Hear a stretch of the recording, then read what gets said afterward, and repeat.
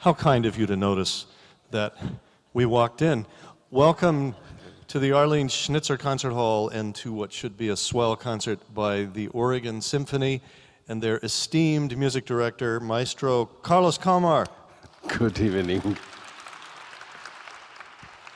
And I'm Robert McBride, for what it's worth. Bravo. Thank you. Yes, thank you. It's good to have that on video, since we videotape the Saturday night pre-concert chats, and you can find those videos at allclassical.org, or tell your friends who aren't here tonight that they can find out what Carlos has to say about tonight's music and musicians. It's sort of a coincidence. I mean, it's not of any great profundity, but the first piece on the concert tonight, Don Juan by Richard Strauss, was recorded in this very room way back in 1987 and was part of the very first CD released by the Oregon Symphony. And you're playing it at the same time that the first Oregon Symphony CD, led by Carlos Kalmar, has come on the market. And it is on the Classical Millennium table in the lobby, so you can buy a copy while you're here. And I'm going to be playing the whole thing on Club Mod Saturday night, by the way, a week from tonight. You mean the music for a time of war? That's the one I mean, yeah. Oh, yeah. Yeah. Brace yourself. The same program that the orchestra played at Carnegie Hall. You have to, before you start playing the entire program, you have to tell everybody that they should pull over when they are driving in their car, because many people listen to you when they are driving in their car, like this guy. And just for the first, I would say, 20 minutes, just sit there on the road. No matter whether you're going to be late to whatever your plans are, doesn't really matter. Wouldn't that be a great ad for the CD? So every car in Portland comes to a stop, and the police are going, what? And they're all listening to you. They are all listening. Yeah, because, well, you know why I'm saying that. Because the first 20 minutes, well, especially the first 6 minutes are so quiet. I'm sure you can't hear that when you're driving. It's a dangerous way to start a concert. It's actually a contradictory way to start the concert, because it's interesting why it happens, but in our day and age, when the attention span is kind of getting minimal, the rule is always start with something very fast and loud, end with something very fast and loud. And it probably will only be another 20 years of programming until everybody tells me, and in the middle it should be fast and loud, and that's it. We will miss a lot of music in that case. Let's take all the development sections out of all those symphony movements, you know. Who needs development? Yeah. Let's not develop anymore. Play a theme, play it again. Thank you. Yeah. See you tomorrow. But the thing is, and this is shown in the CD, and it's really not shown in tonight's program, is that I mean, you have to understand that, especially when we have our Monday audience, so many people come from work, and they get home, maybe they grab a very quick bite to eat, and then they rush to the concert hall, and they arrive and like, I want to sit, and then, as in the CD, instead of grabbing them with something energetic and fun, it's like, yeah, there is slow, soft. It's a great CD, and as Oregonians, Portlanders, or Vancouverites, fans of the Oregon Symphony and of this guy, you really should have that CD in your collection. Will you autograph mine? Of course I will. Okay. Speaking of autographs, Stephen Osborne, our pianist tonight, who will play the Benjamin Britten Piano Concerto, will be autographing his CDs at the Classical Millennium table at intermission. He has a lot of them, including the Britten Concerto, for which he won a Gramophone Award. And then the third piece on the concert tonight after intermission will be the Last Symphony by one of Carlos's favorite composers and one of mine, Wolfgang Amadeus Mozart. Yes. Who knew a thing or two about Don Juan and the legendary exploits of that character, since he wrote the opera Don Giovanni. What about this Strauss Don Juan? Oh, Strauss. This is, it just happened in the rehearsal. I mean, a lot of things in our rehearsal just happen or things that I say to the orchestra to make clear what I actually want to hear, they just happen in the moment. I mean, it's not that I come and think at home so long and then say something. I mean, there are a lot of things I think at home, but sometimes words come out of my mouth and yeah. So to characterize Don Juan by Richard Strauss, I said in the rehearsal, this is probably one of the most male pieces I know. It's very male. Because there is so much, set aside all these tender passages which are so insanely beautiful, but their testosterone is reigning in this piece. Oh yeah, and just because we tapped on this topic of we could start a concert just to keep audience engaged loud and fast. This is so fast, and it's not soft either at the beginning. So it's this bursting with energy. And Richard Strauss, who was incredibly young when he wrote this piece. He was in his 20s. Of course, he knew Mozart's Don Giovanni. And of course, I assume that he knew Lord Byron's Don Juan. But he thought that he wants to write a tone poem after a poem by Nikolaus Lenau, who was an Austrian poet who ended up in a mental asylum, and wrote this poem, which is, it's the usual. I mean, man, many women, doesn't go so well at the end, that story. And Nikolaus Lenau's poem is kind of more a psychological poem, and I must say that it's not really important that you know the poem for understanding the piece, because the brilliance of the piece supersedes the psychological background, I would say. Well, you can certainly hear the lust and the bravura and the tenderness and the sadness and the seduction. And then it doesn't end well, though he kind of decides to die, you know, okay, I'll let you wound me and I'll die, and you sort of hear his final heartbeats, and that's that. But the thing with this Don Juan, as Don Giovanni Mozart, etc., and all those, is that yes, they are very, very testosterone-driven characters, very male, and they are out there to conquer as much women as they can lay eyes on, but still there is some incredibly wonderful, engaging tenderness quality in them, probably. I'm assuming, as human beings. I mean, the most famous of all was not Don Juan, it was Giacomo Casanova, and aside from God knows how many women he was the lover too, I am sure that Casanova had a lot of qualities beside the quality that comes to mind first. I say that without blushing. Did you see that in the TV camera?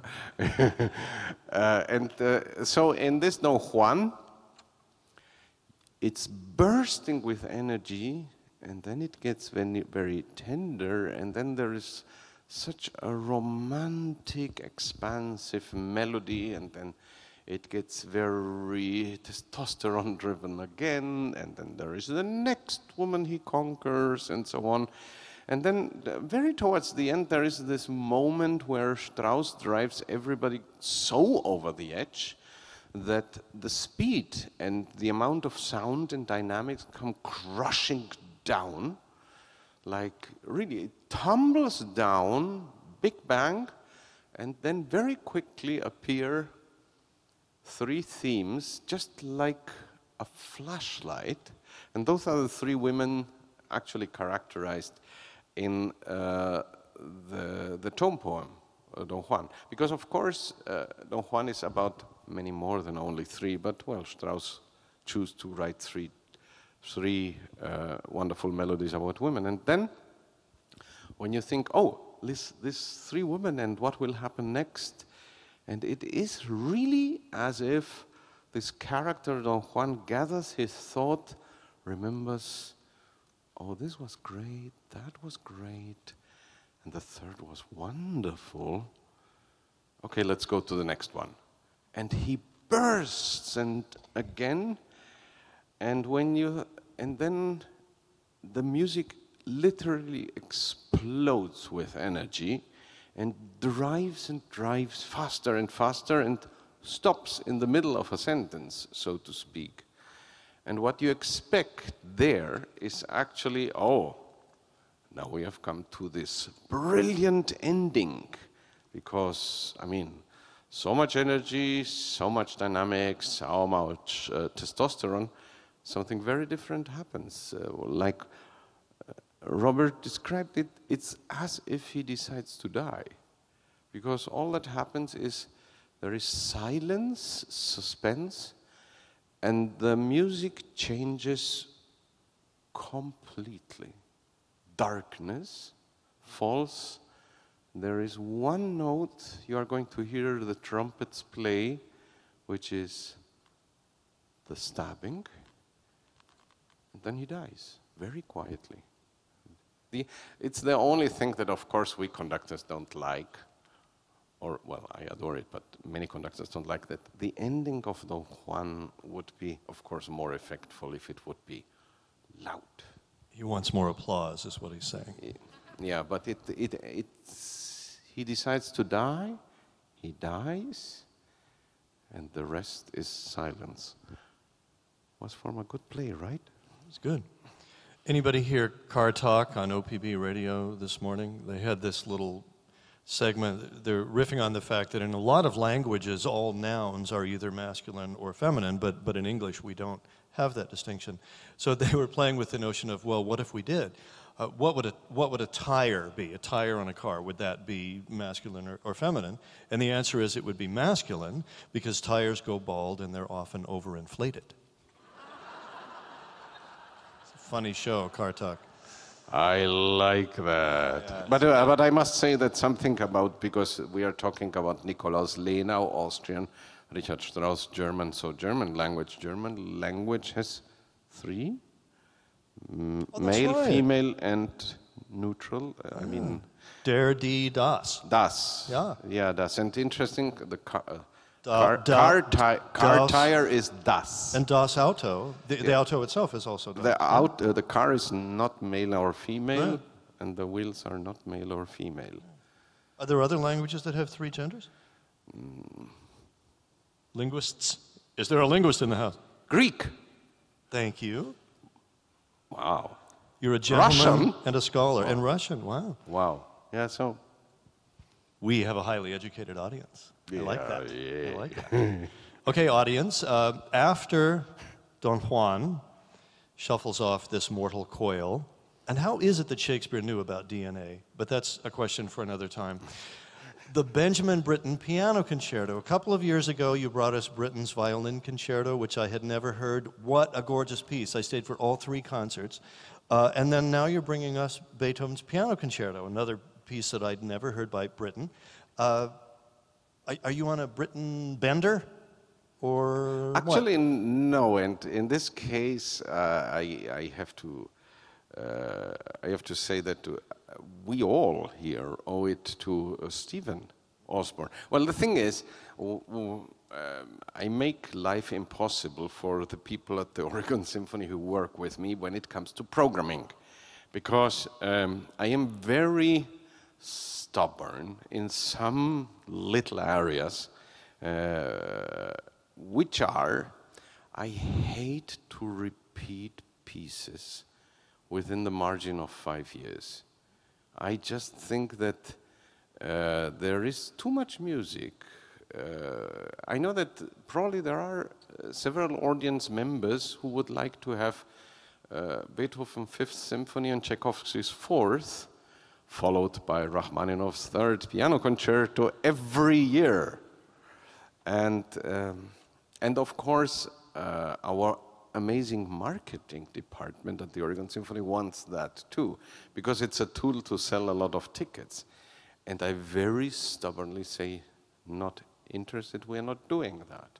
Because I believe that classical music is so incredibly vast, and I have this very strong hope that by now our Oregon audience and those who come from Washington State to hear the Oregon Symphony perform will probably know not only this incredible level at which the Oregon Symphony plays nowadays, but they also will know a little bit about me, and they will say, okay, I've never heard Britten's piano concerto, but I guess Carlos will present us something that has something interesting, and that's why. So there is, we invite Stephen Osborne to come, and maybe Stephen tells us Brahms' second piano concerto, some of the Mozarts, etc. And I say, I mean, you know, I worship Brahms, and I think Mozart isn't shabby either, but please, can we do something else? And then Stephen says, Britten piano concerto, and I say, okay, done deal. Had you No. done it before? You had? No, Okay. no. And this is very different from Britten as it was in the violin concerto. The violin concerto, later piece, incredibly virtuosic, but the virtuosism has a deep meaning in that piece, and it's a very eerie piece, the violin concerto. And this one goes in a very different direction. It's early Britten, and it's Britten kind of exploring what a pianist can do at the keyboard. I mean, soft, loud, fast, not fast, whatever you want, it is there. So when you think about Benjamin Britten, and you, without putting him in a box, you have on one side this very serious, meaningful musician who wrote pieces like the Violin Concerto is one, Peter Grimes' The Fantastic Opera is for sure another, the War Requiem. And then you have the Britten who is just fun to listen, and there is the Young Person's Orchestra Guide, the Matinée Musicale are like that, and this concerto. This concerto is just fun. It's so delightful, and I must tell you that the orchestra plays it, the members of the Oregon Symphony who are on stage, they played for the first time. It was played in this hall by the Oregon Symphony, but it was 1946, so I guess nobody's there. And they are so delighted by the quality of Stephen Osborne, who is an amazing pianist, and by the fun of the piece, because it's challenging, it's very brilliant, it has his technical things, and at times it's quirky. It's a little odd. So the first movement is this toccata, so it's taka taka taka taka taka taka taka. From the first note to the end, it's machine-like, and you go and go and go, and pretty restless and very virtuosic. And the second movement is a waltz. And this is another thing that came to mind when I was on the podium, what I actually think the waltz is.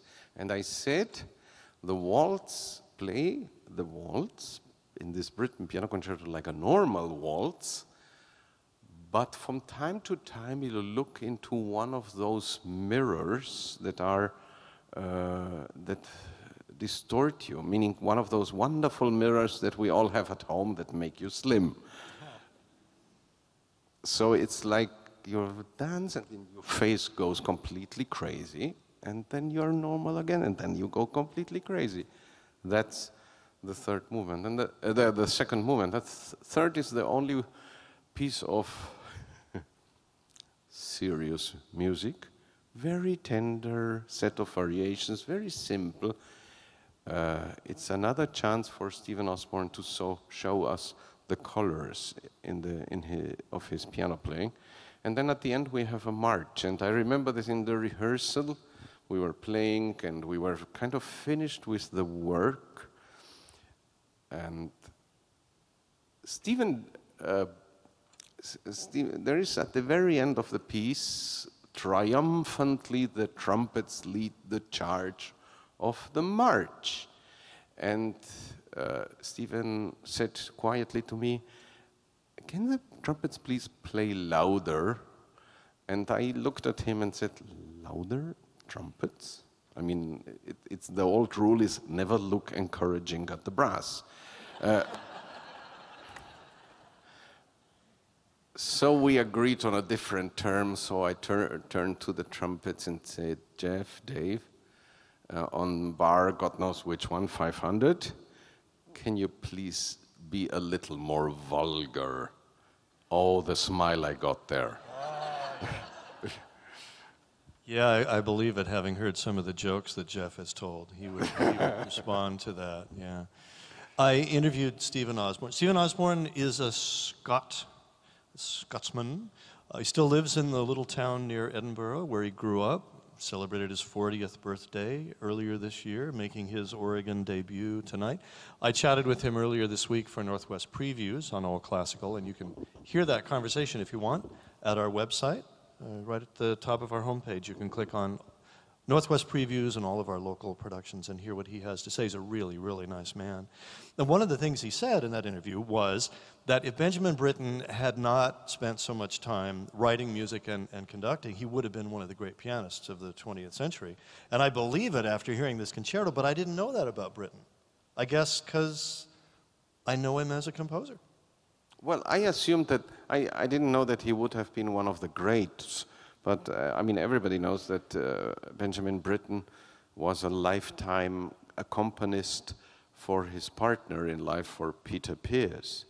So he must have done one or two things right at the piano. Have you heard the folk song arrangements by Britten? Of course. They're so beautiful. The piano accompaniments that he wrote for a lot of old English folk songs are incredible. They support the simplicity of the melody with complete grace, but also this depth and creativity. Well, I tell you, I mean, we are approaching, I'm so bad in history. Scholars here in the room will tell me it's the year 2012 or 13. We are approaching a Britten year. Centenary, God knows what. Doesn't really matter. He was born in 1912. That's it. So 2012 is a Britten year. I was always amazed when, kind of 10 years ago, I heard discussions about Britten, yeah, that English composer, not so great.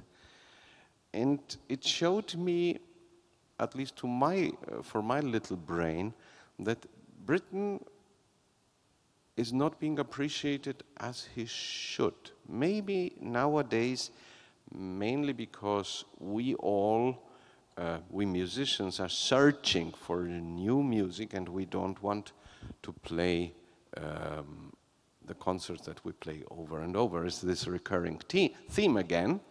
We are discovering Britten, but for me he's in one row, he's in one kind of the same line like this other composer that I worship, and especially Austrians say, which is Mendelssohn.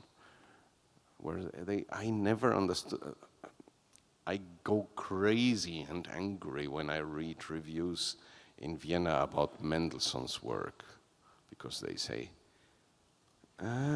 it's so sweet. And they could probably say about Britten, it's so intelligently said. Yeah, he's very smart in what he writes.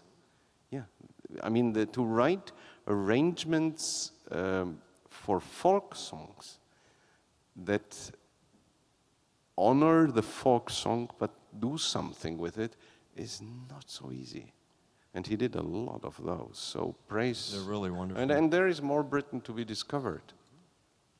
One of my all-time favorite dreams had to do with Benjamin Britten and his partner, Peter Pears. I was having dinner with them at their home in Aldeburgh with a few other people, and the home was just full of art, and I commented on that and one sculpture in particular that I really liked, and they gave it to me. I should have more dreams. I should have more reality like I that, want to say. is what I should have. Did you talk to Dr. Freud about that? No, but I hope to in hell. We are running out of time, and we haven't even talked about Mozart's Jupiter Symphony. Well, you may have heard of that one and maybe even heard it one or two times, but what do you want to say? Yeah. It's great. Well, you knew that. The thing is that I probably will, you will hear me saying this again. Not that I make up my mind, but, you know, Robert knows me for a long time already, but probably the first time we met and we did an interview, probably Robert did this same question that I hate so much, which is, what's your favorite music?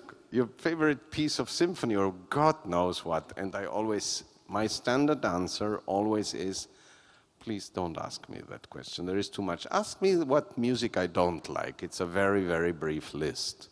And it's getting shorter the older I get. Anyhow, now having said that, I thought about this concert that we are presenting tonight and what can be said about the music, and especially what can be said about the Symphony number 41 by Mozart. And I thought, well, I hate rankings. I hate the question which one is the prettiest, the most beautiful, the best, la, la, la, la, la.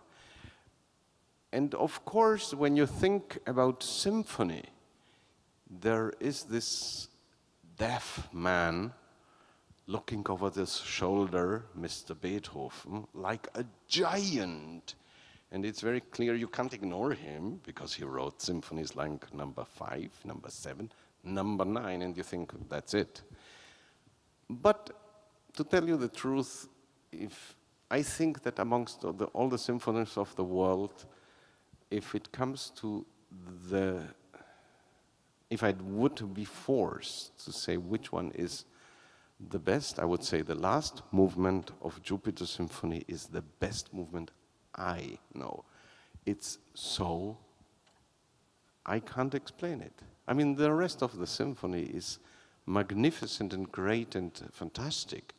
But the last movement, you have to imagine that there is this C major symphony, 3 movements have gone by, every movement has a very distinct character and a quality. It's like Mozart is always like when you are 10 years old and you go at home and there is this shelf at home where mom and dad stack their very expensive porcelain and the crystal glasses, and you approach it because you like it so much and you touch it and mom comes and says, don't touch it. That's Mozart. Don't mess around with any of this. And then comes this last movement, and I have conducted this piece many times. But still, I'm like, I don't believe it. I can't believe it. Because there is one thing, and of course, with people that came 150 to 200 years later, like Mr. Mahler, yes, you have symphonies where in one movement you can have 5 themes. The last movement of Mozart's Jupiter has 5 themes, but in the end, in his fugato at the end, to put all the 5 themes on top of each other, and it sounds great.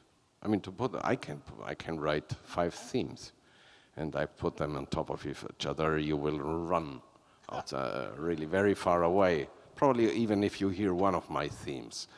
And it's a miracle. It's perfection. It's true, and we have to stop. Thank you for coming. Listen to the concert with your full attention, and you will be transformed thereby. Carlos Kalmar. Robert McBride.